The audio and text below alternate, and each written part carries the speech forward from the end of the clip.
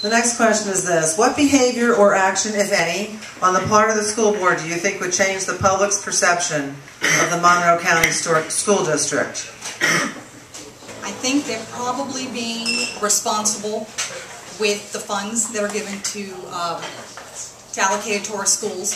I think that if people felt that we were making strong, responsible financial decisions, we were being fair to the people that we employ at the Monroe County School District. I'm sorry. And I think that that would be the beginning of change. But I think at the moment it's an adversarial feeling when you go down there, and I don't think that the people feel that the board members are on their side or compassionate to their needs or their wants or their desires, because I attend many of those hometown meetings that they're discussing here today, and I know that some of the desires and the wants and concerns of the public are ignored, or so it appears to be, because they patronize you, they listen to you, but at the end of the day they decide what they decide, and not once have I seen any of the concerns that are spoken about at these events, anything changed or implemented, ever. So I think that in order, the behavior you need to have is responsible spending, have consideration for people, and perhaps people would have a different perception of the school board if they felt that they were doing their job to the best of their ability, and why we're doing their job is for the children. And if we keep that in mind, I think that perhaps we can bring them back around.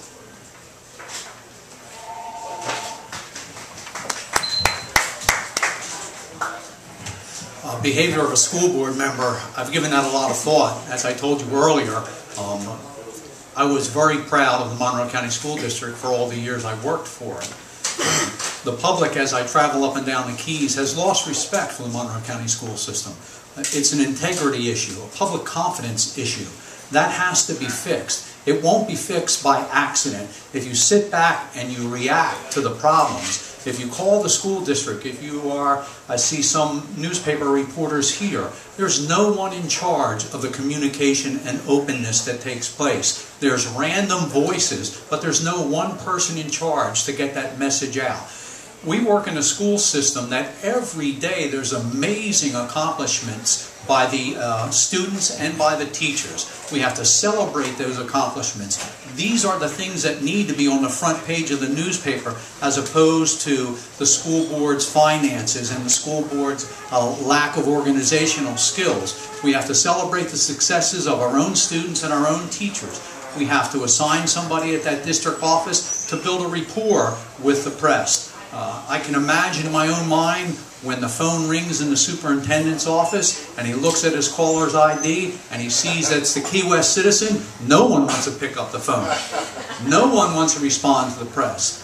And I think that can all be accomplished. I think it's just going to take some planning and a plan.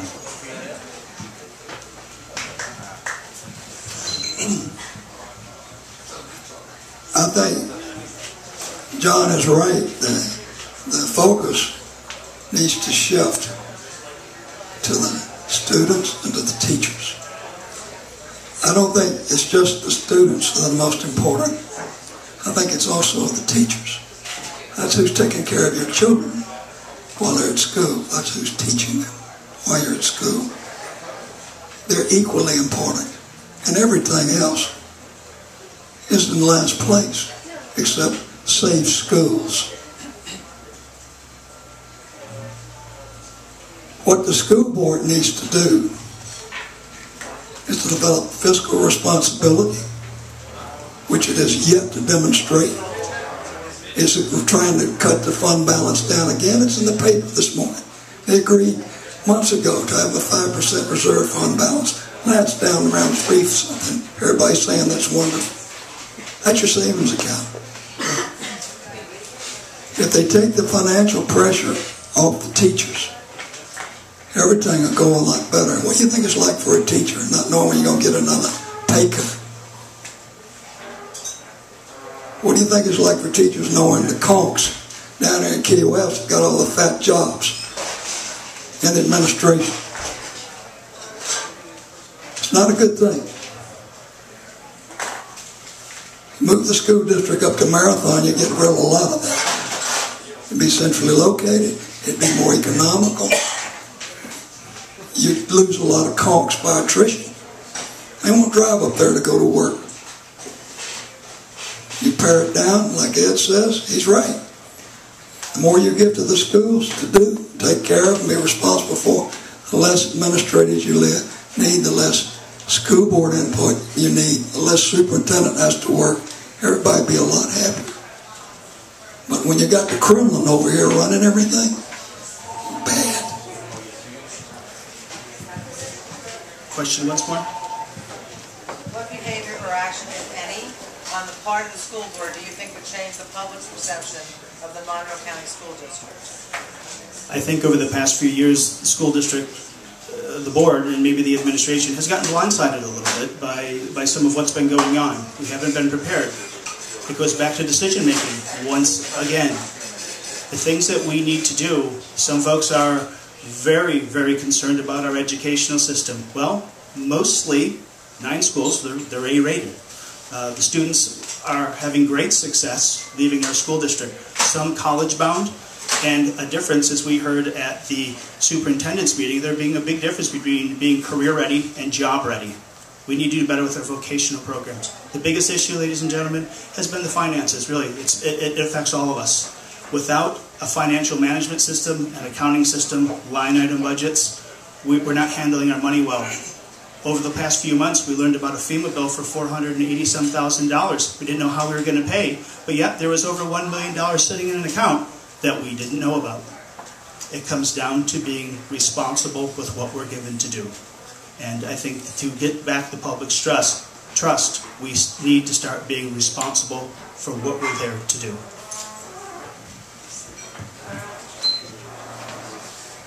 Regarding this issue of management of school district funds and school district assets, I think the biggest thing the school board can do right now to restore confidence in them is to reverse the insane decision they made in March to give away the Glenn Archer building.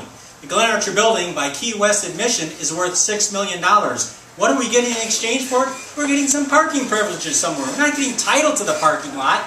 We're just getting parking privileges. You don't give away a $6 million asset. That property should have been sold, and the money should have been taken to pay off bonds. I told the board at that time, you sell it, use the money to pay down our indebtedness. John Dick says, well, we can't, this is in the capital fund. We can't use this money for operations, so we might as well give the building away.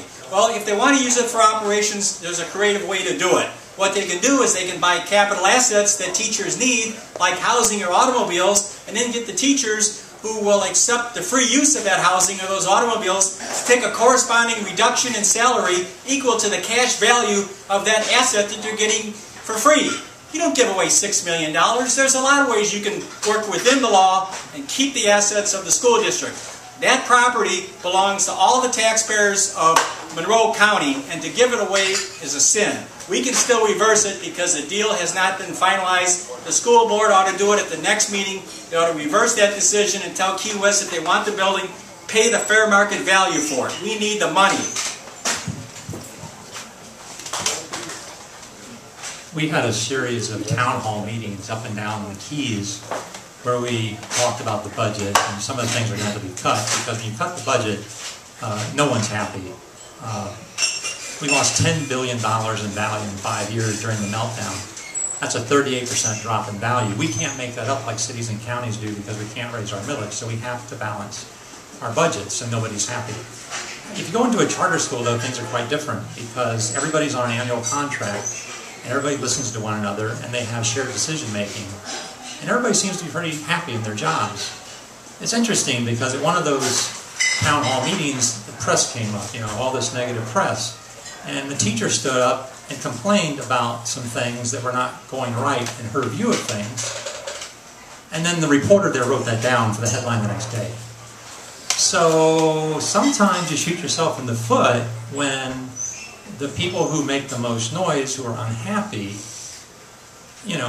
really make their unhappiness known, and the press picks up on that. Now, so the first thing we can start doing as a leadership team is bragging about what's going right in the school district, because there's a lot of things that are going right in the school district. And I agree with John. I think we ought to start every school board meeting with featuring what's going right and spend a lot of time on that.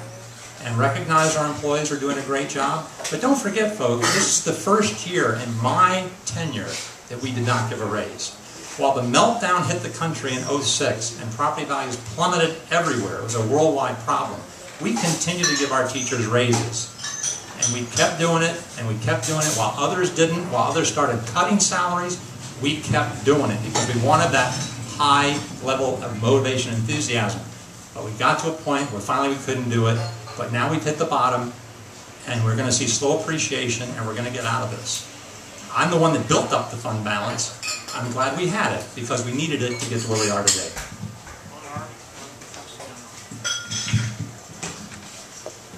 The problem right now, and the only way to restore confidence in the school board, is to show that they're planning things. The way you show that you're planning is you don't move from crisis to crisis with knee-jerk reactions. They shouldn't have had to face this issue of what to do with a PE teacher and have the populace raise up and storm at the meeting. They shouldn't have to face all these other crises that keep coming up. And all they do is react to the crisis. You don't hear them talk about, where's the school district's going to be next week? How about next month? How about next year? We see nothing of them looking down the road. We only see them reacting to what the crisis of the day is.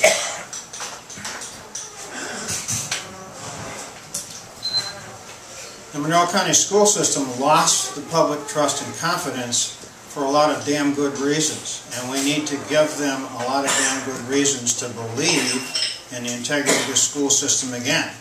I'm very nervous to listen to talk about spinning and just emphasizing the good stuff that happens. We got to fix the bad stuff, the legacy that's come this far. There's lots of positive ways to do that, but we have to earn back the public trust, not hire a public relations officer or a spin doctor. And for all the fun we make of the press, you know, I've been in public life, volunteer organizations, lots of environmental stuff, lots of controversial stuff. I've never had a single bad press interview in my whole public life. I may reassess that statement tomorrow morning. But that's because I never, Jeb Bush asked me once how I got all the great press. I said, really, I never lied to him. I always tell him the whole truth. And I always tell him what the other guys are going to say, what the critics are going to say. So they've got the balanced picture, and then I tell them what I think we're going to be able to do about it.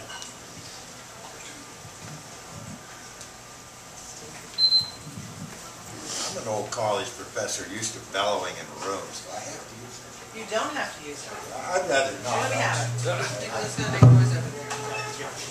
Oh, sorry. Fill it away. When I was teaching, my students complained about a lot of things. Not that they couldn't hear me. I'm not accustomed to working with a microphone. I'd rather not. Jane, would you mind reading the question one more time? I'm sorry. What behavior or action, if any, on the part of the school board do you think would change the public's perception of the Monroe County School District? I think there's only one behavior. One. A mass resignation. I believe that the social contract between the school board of Monroe County and the citizens of Monroe County is so irrevocably broken that I'm 68 years old. And if they begin a process of trying to do it right and gain the public trust, I won't live long enough. It's going to take that long. It's taken years to get where we are. Trust, once it's broken, I feel in a sense that the relationship between the board today and the public is a lot like a couple heading towards a divorce. You know, once it comes time to get divorced, end it. And I really think that the board today should resign. For all practical purposes, Duncan Mathewson, for whom several of us are running for his seat, has resigned. I'm told on good source, the superintendent of schools, that Mr. Mathewson, Dr. Mathewson, excuse me, will not be at Monday's meeting.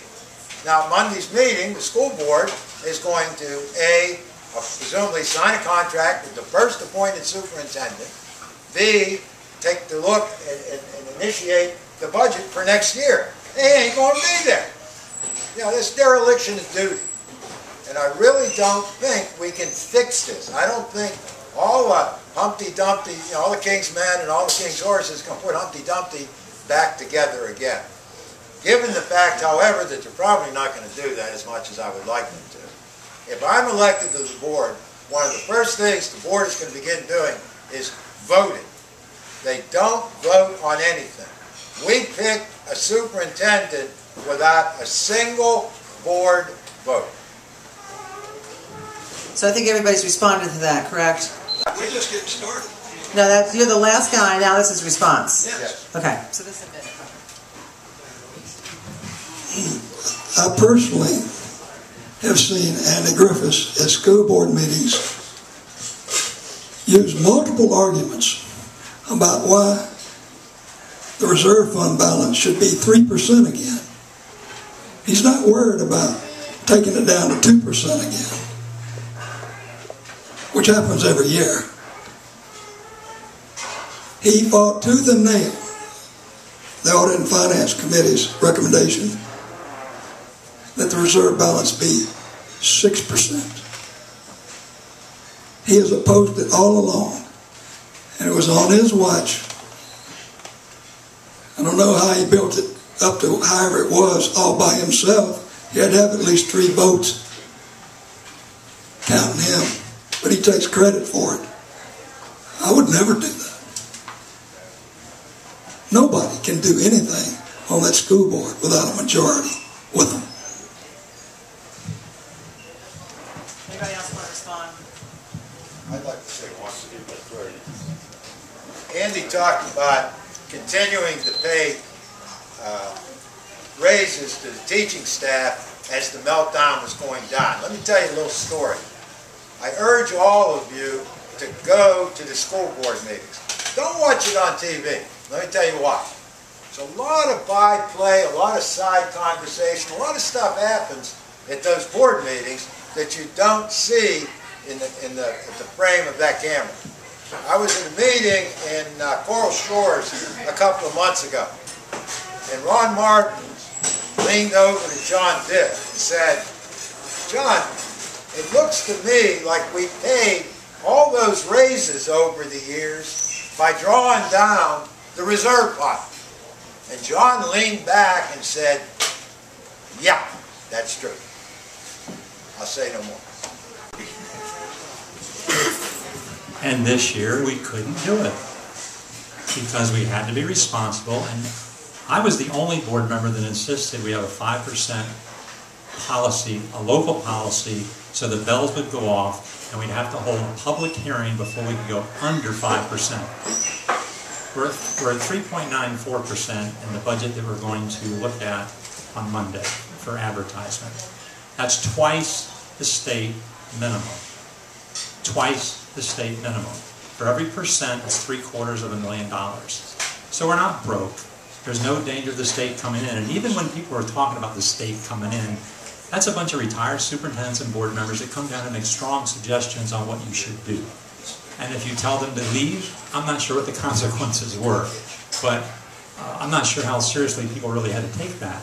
But the fund balance is there for a rainy day. And I don't think the government should tell us what to do with our piggy bank. That's what the money's there for. And it was pouring this year. There have been repeated comments about the teachers, which the last 2 temporary superintendents and their administrations have successfully scapegoated for what are in fact administration financial screw-ups. The teachers are not being greedy. After all, our present interim superintendent, who's about to leave, thank goodness, is the guy that negotiated the contract. And he apparently didn't bring 5th grade math skills to the table. He made a $550,000 mistake in the pay scale calculations. And then we turn around and call the teachers greedy. Let me point something else out that nobody's apparently realized so far. When we hire a new teacher now, they don't get tenure. Any financial analyst in the world will tell you that a starting salary of $35,000 with tenure and a starting salary of $35,000 without tenure is about a $10,000 or $15,000 decrease in long-term value.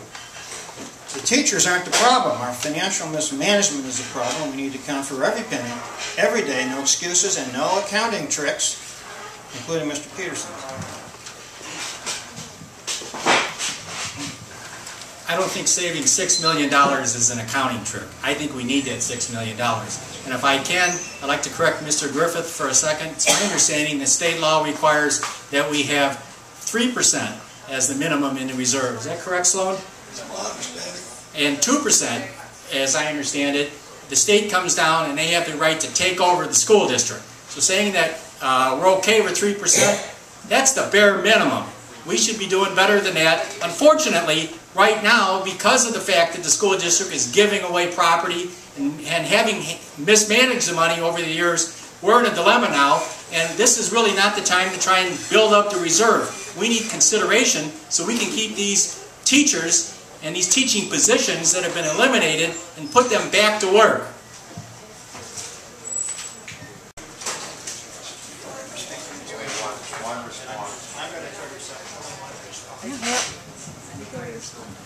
I need to point out to Mr. Peterson and the others who listened to that when that school was built, that he's talking about giving away, Pat Lamada, about 75% of the tax base was in Key West. The taxpayers of Key West paid the overwhelming majority of the cost of building that school. So we're not giving it away, we're giving it back to the people who paid for 75 or 80% of building the school in the first place, and we're giving it to the city government, not to some developer to turn into condos. It's good public use, and we're giving it to the taxpayers who paid most of the cost of building it in the first place.